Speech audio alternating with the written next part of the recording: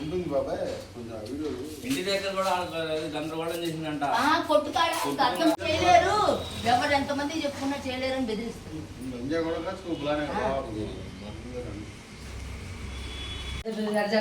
పొద్దున వచ్చి చూసి కాంచి గుండెలు పగిలిపోతున్నాయి. అమ్మో हमें लखपत था तो मई जमीन पानी मारे गड़ी काट तो अंदर से गड़ी डाल के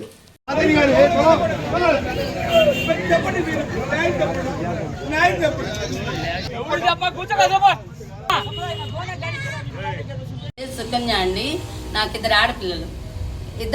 ఈ అమ్మాయి చిన్నమ్మాయి గోల్ చేస్తానే ఉంటది. 2 రోజుకి వచ్చి ఒక గోల్ చేస్తానే ఉంటది. 2 పెళ్లిళ్ళు చేసుకుంది. పెళ్లిళ్ళు చేసుకున్నా నాకు ఈ ఆస్తి కావాలి అని చెప్పి ఏడిపిస్తుంది. రాత్రి పెట్రోల్ పోసి ఇల్లంతా తగలబెట్టిందండి. నేను ప్రాణభయంతో లోపలికి వెళ్ళాను. మా పిల్లని తీసుకొని మనవరాన్ని తీసుకొని లోపలికి వెళ్ళాను.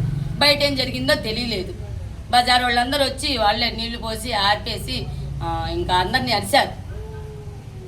ఎందుకు చేస్తుంది అమ్మాయి? ఆస్తి కోసం అండి. ఎంత అమౌంట్? మాది 70 లక్షలు పలికిద్దండి ఇల్లు. మాకు మగపిల్లలు లేకపోతానా మీరు సంపాదించింది కాదు, మా మామ సంపాదించింది అని చెప్పి మాకు గోల పెడుతుంది. మాకు ఆస్తి అప్పచెప్పేటప్పుడు మా ఇద్దరు తదంతరం పిల్లలకి వస్తుంది, లేదంటే మీరు అమ్ముకోవచ్చు అని చెప్పారు. మీరు అమ్ముకొని మీ హాస్పిటల్ ఖర్చులు కానీ మీరంతా అయిపోయినాక వాళ్ళకి ఇవ్వాలి, ఉన్నది ఇస్తారు, లేకపోతే లేదని చెప్పేశారు వాళ్ళు.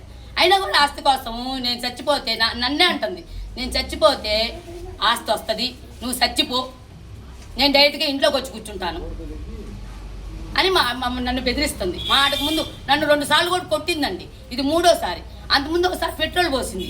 మొత్తం ఇది 4వసారి. నేను తల్లిగా దాన్ని ఓర్చుకొని వస్తుంటే 4వసారి. ఇప్పుడు ఆ అమ్మాయి ఒక్కతేనే ఇంకెవరిని ఉన్నారా వెనకాల? మాకు తెలిసి ఆ పెళ్లి చేసుకున్న అబ్బాయే ఉన్నాడని డౌట్. కొంతమంది ఏంటంటే మా బావగారు మా తోడుకోళ్ళ మాట కూడా వింటూ ఉంటుంది. అక్కడ పెరిగింది ఆ పిల్ల. ఒకవేళ వాళ్ళ మాట ఏమైనదో తెలియదు నాకు.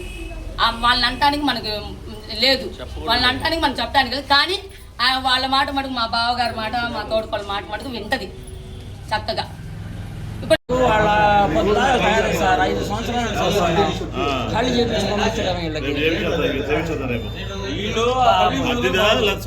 సొంతంగా ఏం తిట్టుకుంటారంటే అవసరం లేదు, పంపించేయచ్చు, ఇబ్బంది లేదు. లోపలికి గడేసుకుంది, బయట తగలబెట్టిపోయింది.